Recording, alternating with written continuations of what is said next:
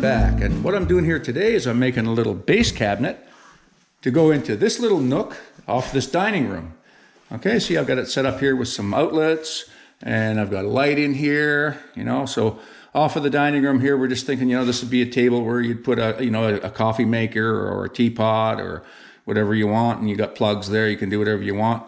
And it's, you know, it's lit up and stuff like that. So just a little feature I added to this house. And I thought I might have been a little far ahead of you because I didn't start you right at the basics of the project. But all I did was I measured, you know, the dimensions side and back of that opening. And I've cut these side pieces and the back. And what I'm using is a pocket hole jig. You can get these anywhere. It's called Kreg, K-R-E-G. And you can look them up. They've got them on Amazon. They've got them everywhere. But basically, it holds a piece of wood in there, and you can drill pocket holes, see, into a piece of plywood. And what happens, that little screw comes out in the center, and it attaches this other piece, you know. So, I mean, it's not just for cabinet making. You can use it for a lot of things. But it makes a really strong bond. You know, you don't even need glue on a seam like that when you've used pocket holes, screws. 1, 2, 3, 4, 5, 6, 7 in there on each side. The only other feature I've done here is I cut a toe kick out of it. So you know, there's different requirements for a toe kick, but anywhere between 3.5 and 4 inches is good. So I've cut it, actually this one I usually go 4, so it's 4 in from the front and 4 up from the bottom. It's good for now. And the next step, what I'm gonna do here is I'm gonna cut at the bottom shelf for this thing here, and we'll go around the perimeter of the bottom of the shelf with the pocket hole jig, and we'll make holes in the shelf, and then we'll attach it from the back. So I've cut the bottom piece, and I'm putting those pocket holes in it.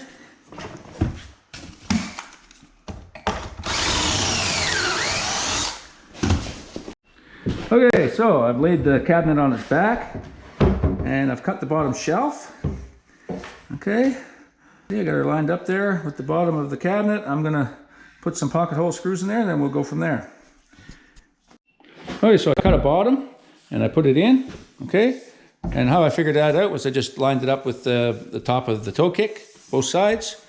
And then I measured down from the top of the cabinet to where I wanted the shelf. I drew a line, screwed it in. Okay, now the only thing I'll have to do on this is I gotta cut a piece from here to close in the toe kick, and that gives you a rectangular base for this cabinet. Okay, got this piece here, get it drilled. Gonna stand it up in there. Okay, and basically that just gives strength to the rectangle of the box, and you know, when you put your baseboards in, it'll cover right over the front of here. Okay, all right, so there it is, upside down. Base is nice and strong, bottom shelf. All right, and let's put it in the little cubby hole there and see how it fits. Lay her down here.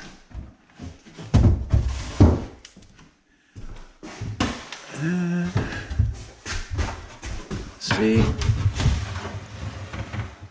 we go. So there's not so bad. Not so bad. All right, so what I'm going to do,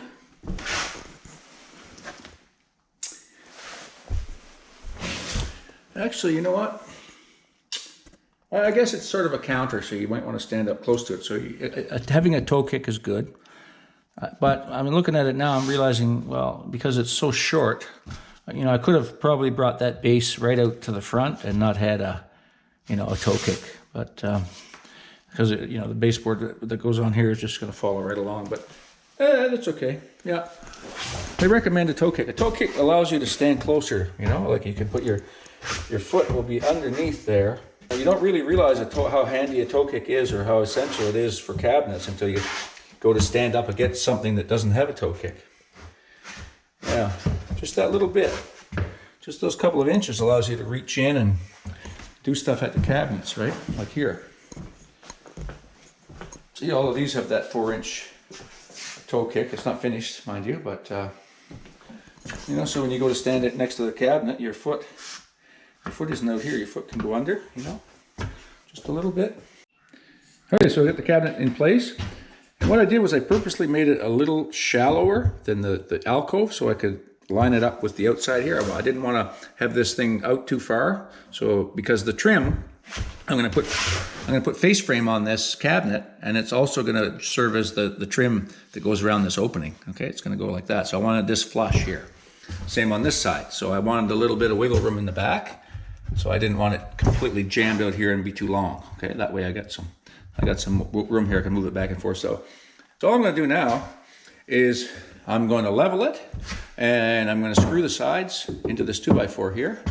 And I'm going to see if I can find a stud along the back here and put some shims down and put a screw through the back perhaps. And then I'm going to put a top on it. And then I'm going to form it in for my pour of concrete. So I'll have that ready. Okay, I'm just going to level this guy. There. Okay, let's flush at the front. Let's try that again. Yeah, it's level, front and back. It's flush with the front, so that's good on that side. Let's check the back here. Ooh, she's deadly. Bang on there. Now back here. Okay, so we got to bring it up a little, tip it back a bit. And that looks like about right anyway, because it's wanting to go back that way. Okay, so a little bit back. It looks like we're going to need I'm going to put a shim down in here. I don't want to stretch the width of the cabinet. Okay, so I got it level front to back. And I got it level side to side.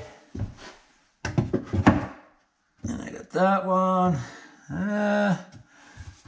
But pretty close. A little high on that back corner. I could probably put a screw in down. Okay, so we're going to just put a shim here. And then we'll split the shims between both sides. So we'll put one here. I'll just put it down flush. And let's see here. Okay, so we got the little cabinet in there. We got it all level and plumb, and we got it attached. And what I've done is I've shimmed it on either side here. I've split the difference in the gap here. I put a shim at the bottom and the top, and screws at the bottom and the top on the front here and in the back. Nice and solid. Okay, so what I'm going to do next, I'm going to cut a top. I'm going to put it in here, and then I'm going to form the front, and basically that's going to be the pour for the concrete. Okay, so I put a piece of plywood in here, put it in with pocket hole screws. Okay, this is going to be the bottom of the form for the poured in place countertop for this little nook. Okay, and what I did was I just put a brace under there to hold it, from the weight of the concrete. I don't think it's going to be too bad, but I mean, I put a brace there anyway. And what I've done here is I've cut a piece, and what that'll do is once you finish, the concrete set up, once the concrete's set up, you take this form out of here, and the concrete countertop isn't going to just end like that. It's going to be, you'll see it down here like this. It'll cover that top. It'll cover that base. Okay, so that's where you'll see your concrete. And I've measured it, finished floor, to the top of my poured concrete countertop. It's going to be 36 inches. I made this piece of the front. Okay, now this is just going to, it's going to sit in here like this. Okay. Okay, see how that is? That's going to form how the concrete sits. That's going to be the bottom of the concrete there. That's going to drop down over this lip, out onto those little extensions. Okay, and once it's set, that comes off. All right, and how I made that was I just measured the distance between here and here. Okay, here and here. And I left, I figured how long I want to have this little wing show up. And then on the back, what I did, how I put it together, are just pocket holes. Pocket hole screws like that. Little piece on the ends. Okay. All right, let's put that in there. Okay, that goes up like that. Okay. And then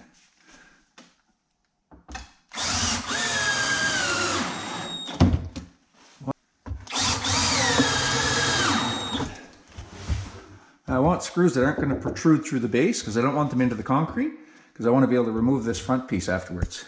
Okay.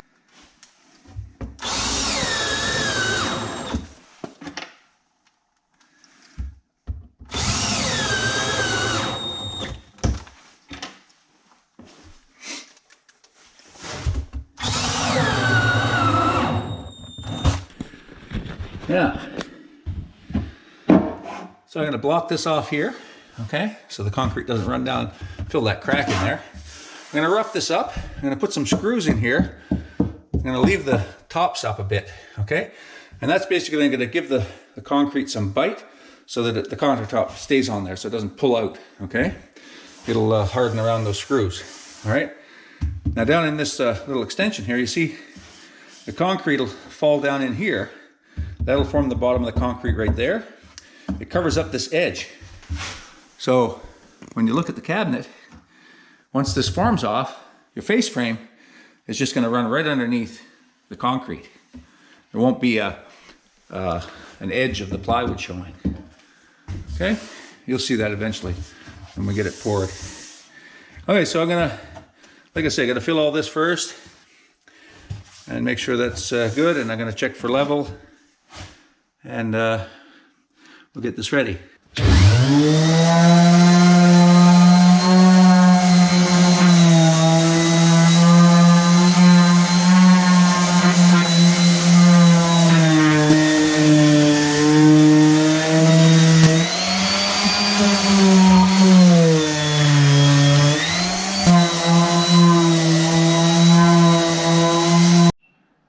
Okay, so I got the form all made.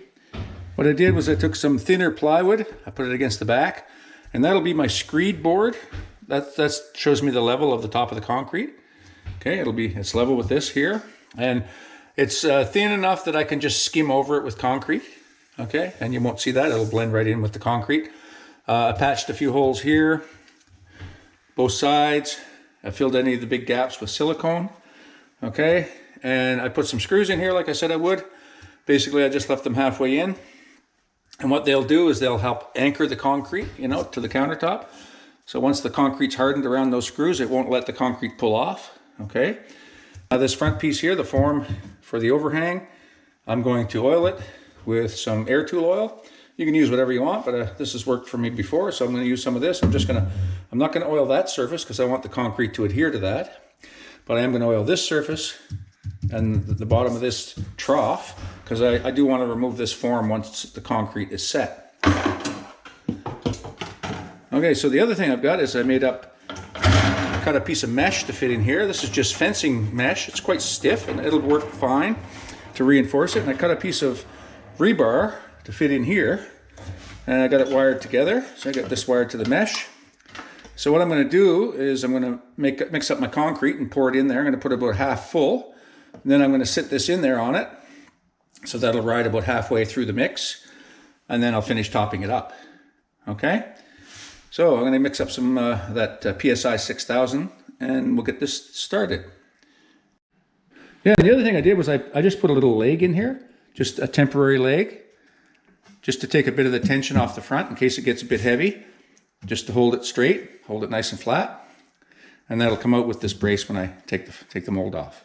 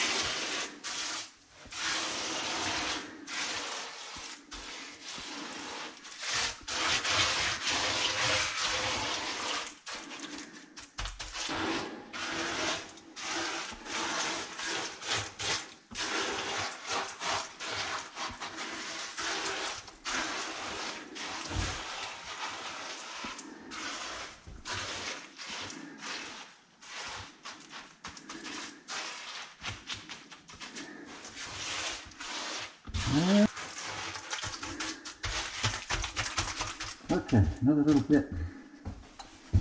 Right back.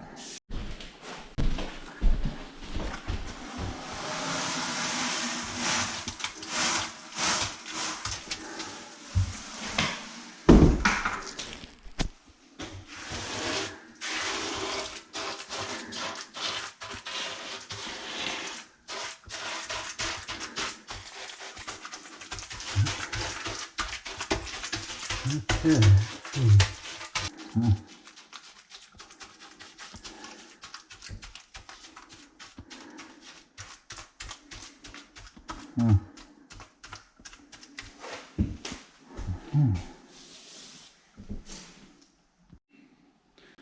Okay, it's been poured for about 5 minutes. Just got a hammer here. I'm just going under the mold, tapping it and see where bubbles are coming up through.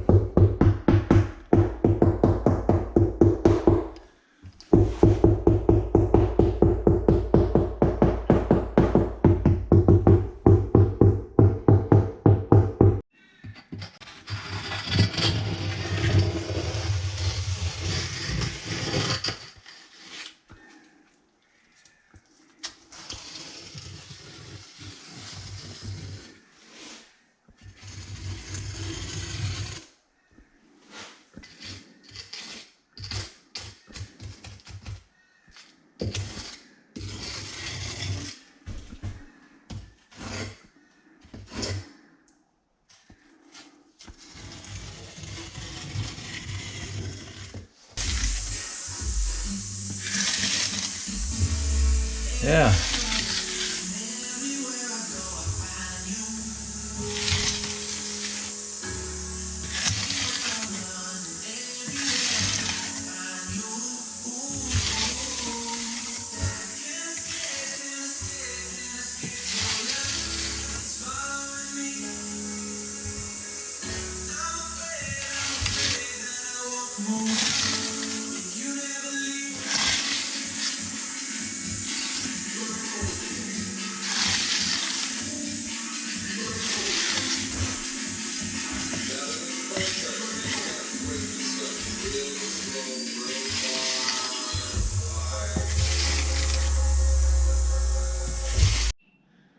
Okay, there it is. It's a couple hours later, and I've just run the trowel over it, and that's about as good as I'm going to get it for now.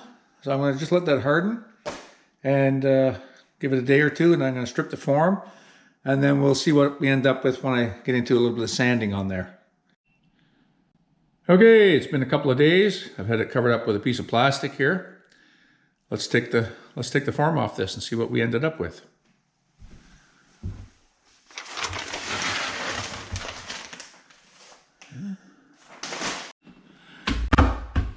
Okay, get that leg out of there. All right, now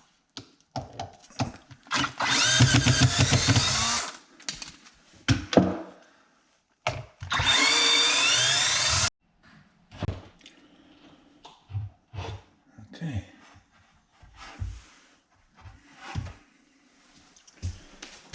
There's that form.